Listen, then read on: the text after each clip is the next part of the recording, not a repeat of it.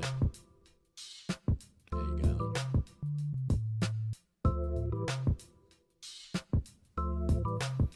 Welcome to the podcast edition of Coaching Through Chaos, bringing you what you need to succeed.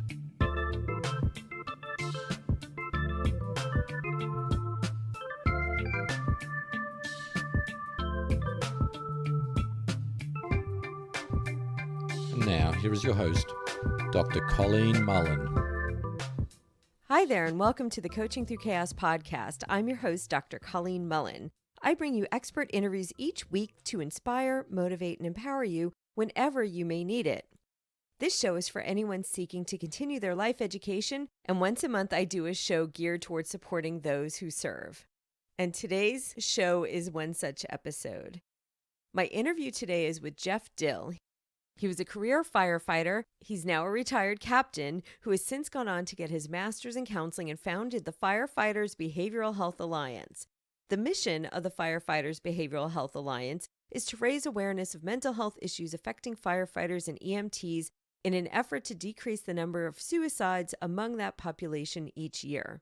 In doing that, they provide so much more to that population, those working with them, and those who care for them. Let's take a listen. Please welcome retired fire captain and now licensed therapist, Jeff Dill.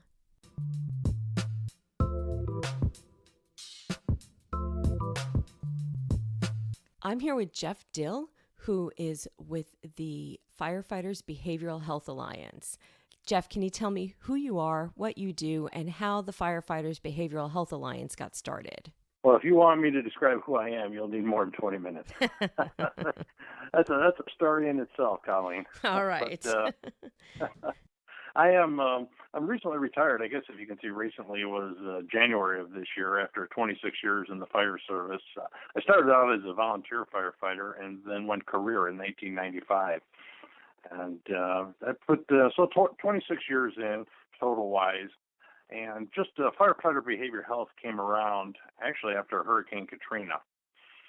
Working as a battalion chief just outside of Chicago for Palatine Rural Fire Protection District, the Division 1, the Chicagoland area, sent down firefighters to New Orleans to help our brothers and sisters in the community. And when they came back, I talked to several of them, and I also had a part-time job that I traveled across the United States, so I would talk to firefighters who went down to New Orleans. And they had the same story, that they wanted to go to their EAP, their Employee Assistance Program counselors, to discuss the devastating things that they saw. But unfortunately, the counselors, great people, but they didn't understand our culture. So I thought, well, how can I give back to my brothers and sisters? And then I decided to go back for my master's and become a licensed counselor. And actually, in 2009, I founded Counseling Services for Firefighters. And this was a organization to educate my brothers and sisters on anxiety and stress and depression. But around 2010, mid-2010, I started receiving phone calls and emails from all over the world saying, Jeff, do you do anything about firefighter and EMT suicides? And I thought, wow, I didn't realize we had a problem. And I tried to contact, well, I did. I contacted every known organization that's connected with the fire service, and no one kept any data on our lost brothers and sisters. And hence, FBHA, which is a 501c3, was founded in 2011, and we are the only known organization in the United States that tracks and validates firefighter and EMT suicides. And the validation process, I know we'll get into that a little later within this podcast. Mm-hmm. Yeah, so you started this counseling service for firefighters and then found out about the subsequent need for suicide prevention.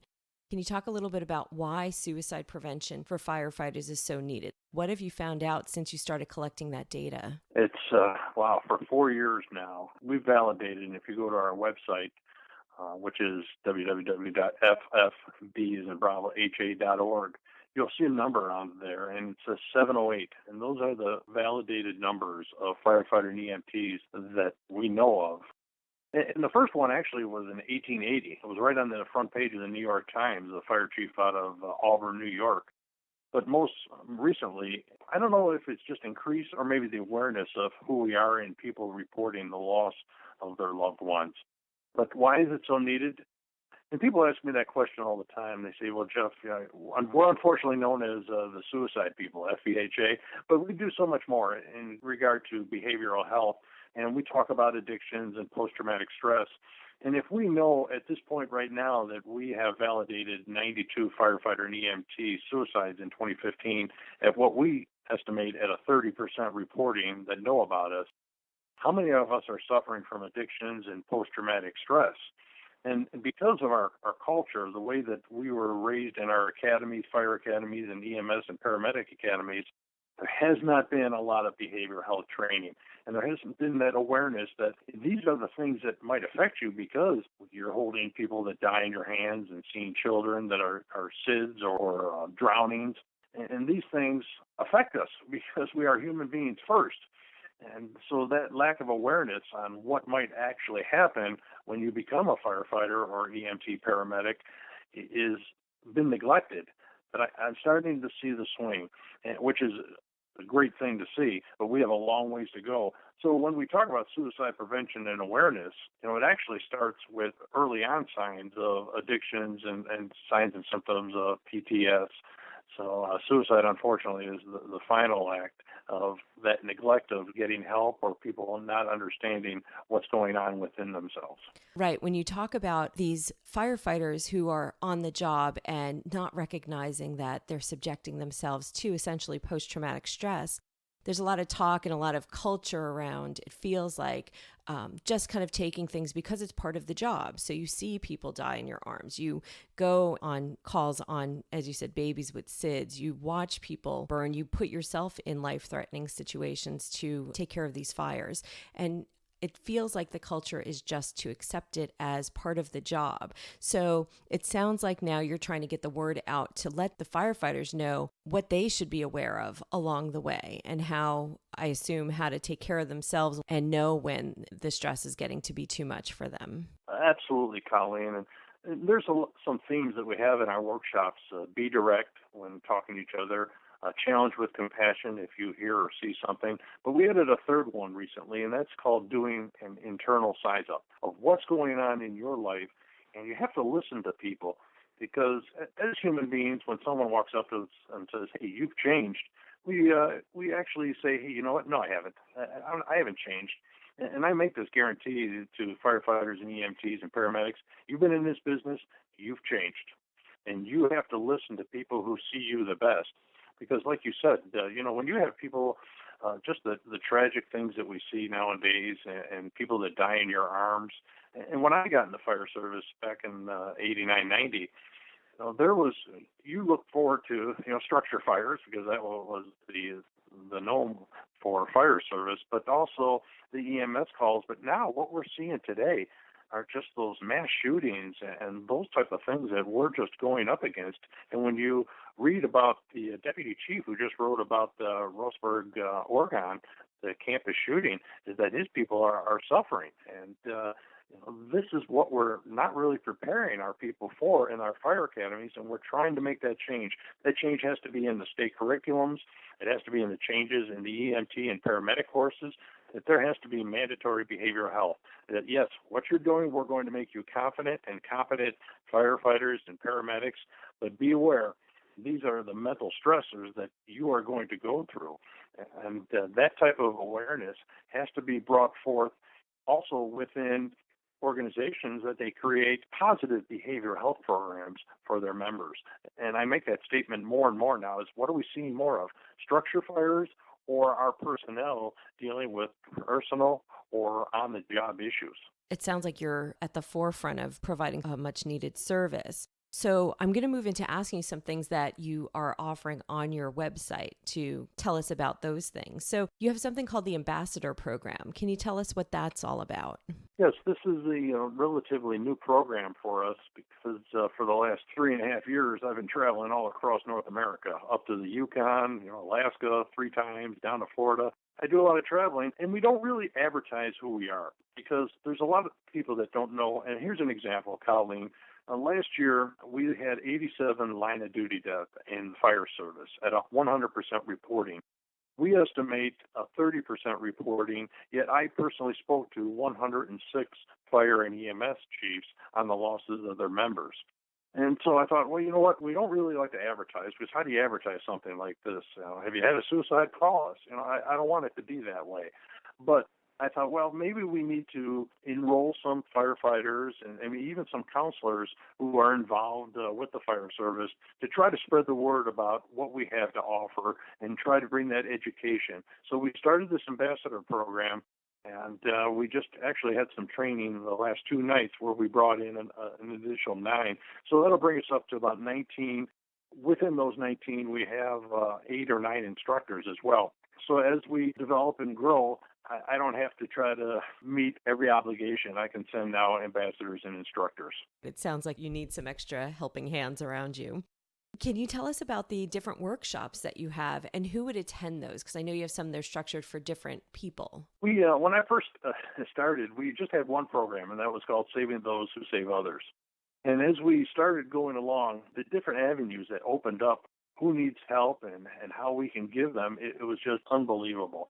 So Saving Those Who Save Others is probably our most in-demand workshop, because it's an in-depth on firefighter and EMT suicide prevention and awareness. And within that, we do warning signs that are specific to the fire service. I know that you can go on the internet and find suicide warning signs in general, but ours are specific for the fire and EMS, because we've spoken to thousands and thousands of firefighters.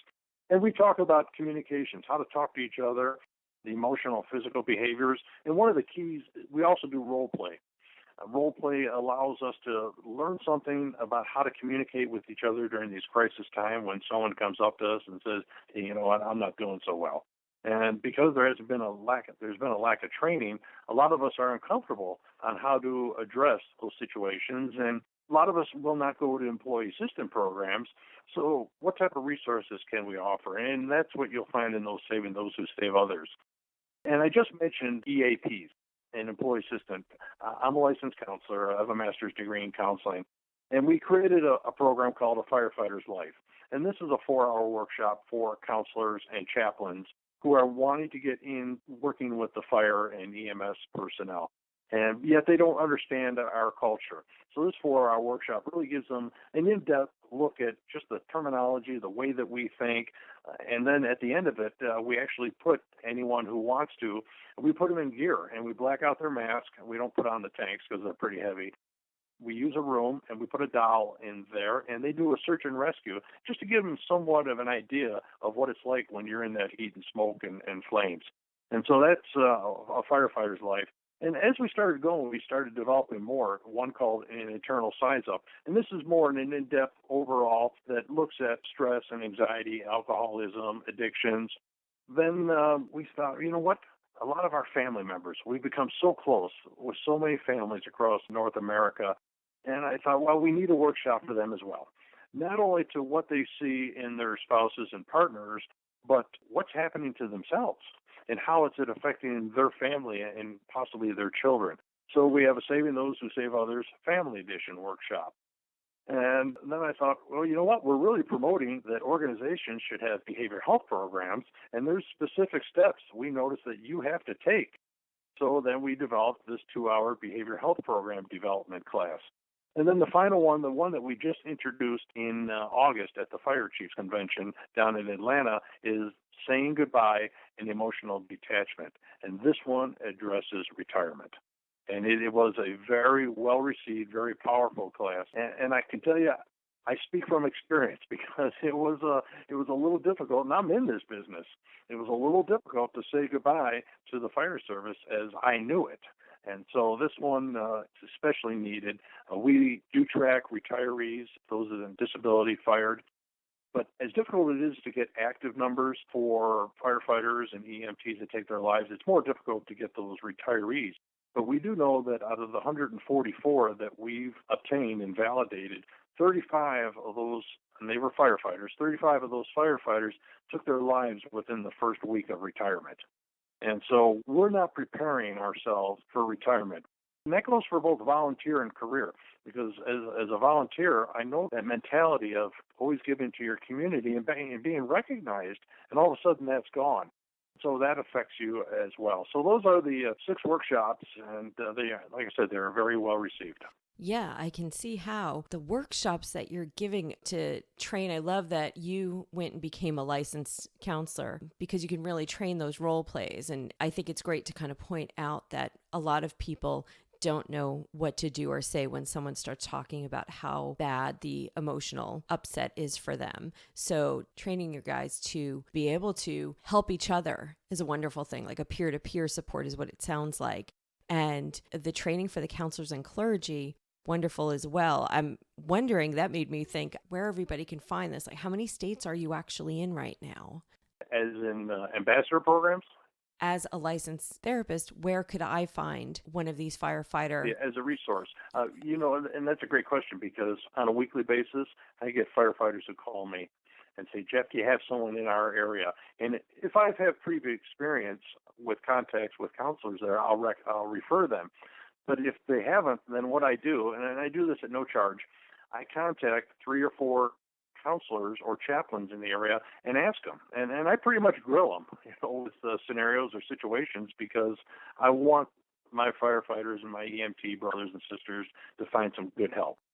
And then once I talk to them and I think, hey, you know what, they have experience working with fire and EMTs as well, I'll call that firefighter back and say, hey, here's a list of 3 names, give them a call, and then I'll follow up a couple of days later just to make sure that they did follow through with the call.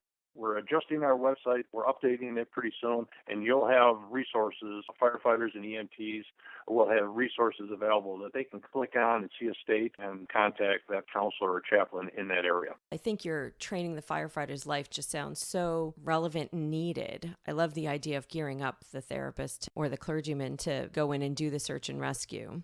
As close to real life training as they could get. Right. I think that's a wonderful way to train people.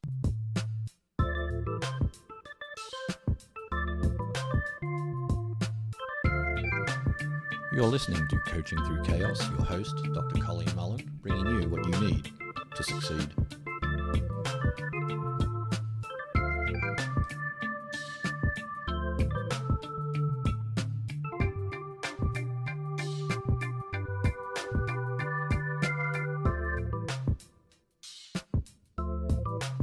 On your website, there's also something out there called the 5 Bugles for Change. Can you tell us what that's about? Yeah, that was a program that I designed a few years ago, and it's more of letting people know that these members that sign up for 5 Bugles for Change are dedicated to making changes in their organization. And so fire chiefs, training officers, even firefighters, some chaplains, they will send us a form, and we send them a nice certificate. And in it, it just states that we are dedicated to making a change in behavioral health to our organization. And I think it validates that's what they want to do.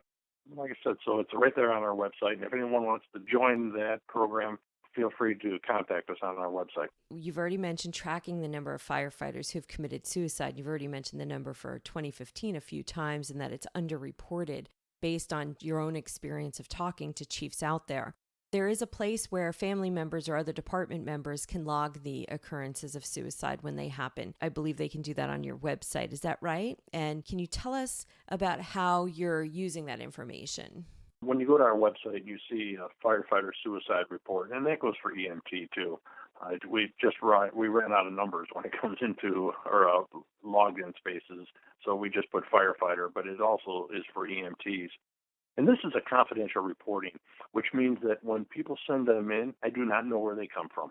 But I do ask that you put the organization's name so that I can call and validate. And I'll state this time and time again, wherever I go, we never use names or organizations unless family members call us. And that's important. That's key, and that's that confidentiality. And I think what's happened over these 4 years is that people believe us because we've not let any of this information out. I'm the only one who has seen any of the confidential information, just myself, not even my wife. So that's how much it endears to me to remain confidential. And so when the reports do come in and I contact the fire or EMS organization, I can tell you right now we've had 100% compliance of the reporting. So when people send that in, we appreciate it. We ask for information. There's drop boxes, the method and, any known reasons, the state, the rank, the age, And we take that data because it's important. We've learned so much from it. And yet, like I said, we're only 30%. That means 70% of the United States, 1.2 million firefighters, and how many EMS organizations there are, I can't even tell you. 70% of those were missing. And so who are we missing? And I started FBHA because one of the things is that I never want to forget a brother or sister. And then we want to learn the reasons why. And with this information, we've learned that the number one known reason for firefighter and EMT suicide is marital and family relationships, followed by depression, addictions, and post-traumatic stress. We also know, of course, that the number one method is firearms, followed by hanging. And yet there are so many tragic things that we've heard. 5 of our brothers have set themselves on fire to end their lives. One EMT used a stick of dynamite to end his life. And I'm thinking, how much tragedy have they had in their life? Or how much guilt or pain are they suffering? Or the exhaustion of fighting depression for a long period of time? And I really feel bad for these people and these family members because there is nothing there to say, hey, we remember you. And that leads us to, and I'm going to do a little sidetrack here, Colleen, that leads to one of the things that we are looking into developing for the next upcoming years, and that is a memorial site for our lost brothers and sisters. The NFF, the National Fallen Firefighters Foundation, does a tremendous job in remembering our line of duty deaths, and they have the ceremony. In fact, President Barack Obama spoke at it just a couple of weeks ago. Well, you know what? With our retreat that we had and getting to know the people and the families, they deserve to have some place somewhere that people can visit and say, yes, we remember their loved ones who served their communities and served in the fire and in EMS. And so that's something that is very big on our list for upcoming years. Wonderful. Sounds like a beautiful way to remember them and giving a public site where the family members can share about them. That leads me to something else that just sounded very healing for the family members. I noticed on your website that you mentioned a retreat that was held for surviving family members. Can you tell us about that and what you have planned for the future regarding those kind of retreats? I'll tell you, my wife and I will be married 35 years in November, and we've had some great memories. Of course, our daughters being born, our grandchildren, but those Left Behind weekend retreat has to rank right up there in our top 10. Because I've known family members for so long, and when we started FBHA, I had 3 goals. One was to educate my brothers and sisters. The second was to start a scholarship fund for the children of firefighter and EMT suicides. And the third one was to have a retreat weekend to let the families know that they are not alone out there, and that somehow we were going to try to network them so that they could talk to each other. And that's where we came up with Those Left Behind. And it took us a few years because, like I said, we're a 501c3, and we don't get, unfortunately, a lot of support from fire manufacturers. And I've been told in my face that they love what we do, but just because it's suicide, they don't want to be associated with us. So it took us a while for us to raise the money for FBHA. My wife and I, we do this all volunteer work. So it took us a while. We finally were able to hold our first one in May. And we invited, actually, family members who we named the scholarships after their lost loved ones. So when people can go to the website and they'll see underneath the scholarship, there's 5 names, and there's pictures and stories sent in by the family.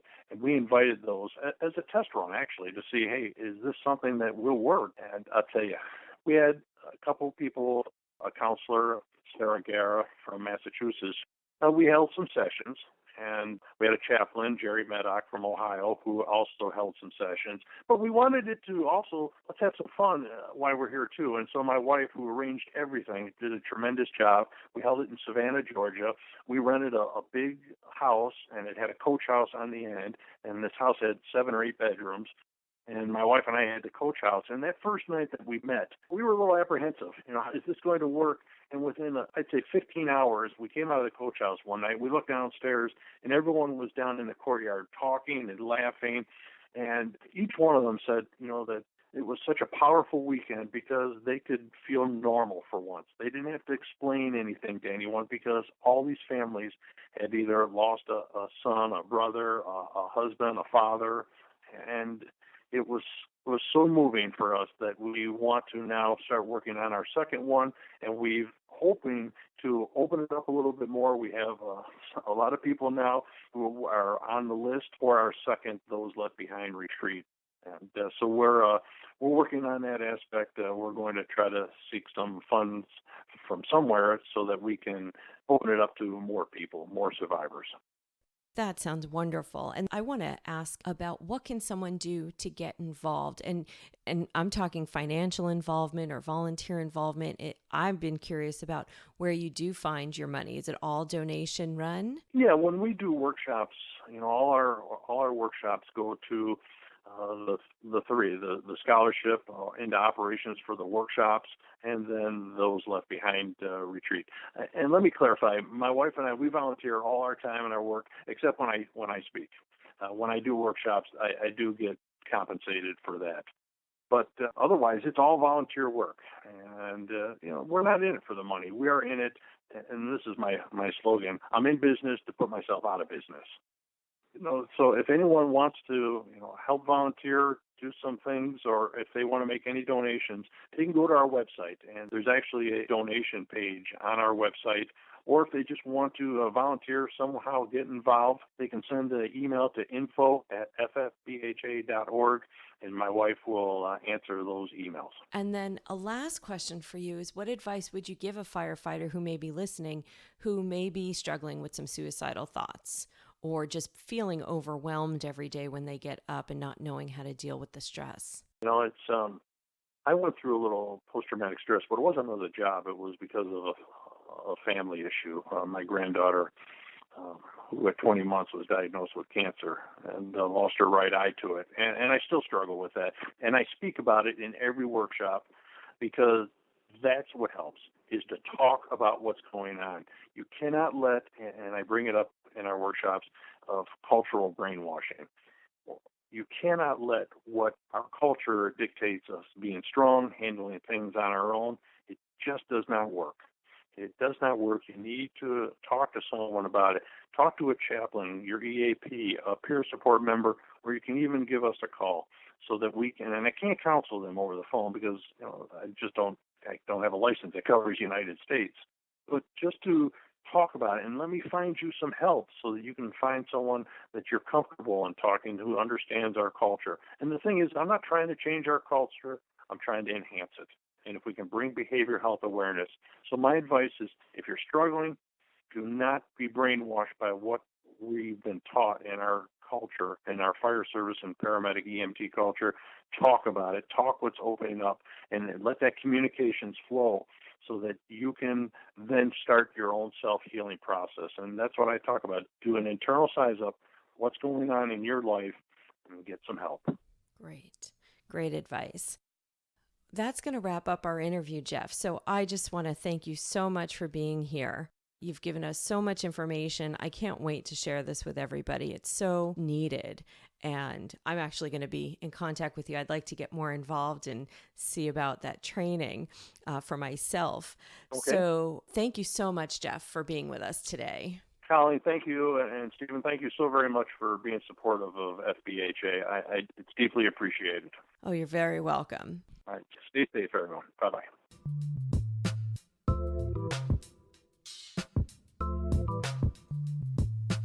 Isn't that wonderful what Jeff and the Firefighters Behavioral Health Alliance is doing for the firefighters and EMTs and their families? I just think it's wonderful. Thanks, Jeff, for all the good work. Next week, I'm talking with Dr. Barton Goldsmith. You may have read his books on emotional fitness. He's covered emotional fitness in the workplace and emotional fitness for couples. He's got a new series, though, the Overcoming series. I'm going to be speaking with him about overcoming shyness. Don't you wish you could just walk into a room and not worry about saying the right thing? Dr. Goldsmith can help you do that. As we head out of here today, I want to remind you that if you sign up for the Coaching Through Chaos mailing list, you'll get the latest updates and other fun things like where I'm guest blogging or appearing on other podcasts. My free gift to you for signing up for it is my ebook, 5 Ways. It's 100 tips for living a happier, healthier life.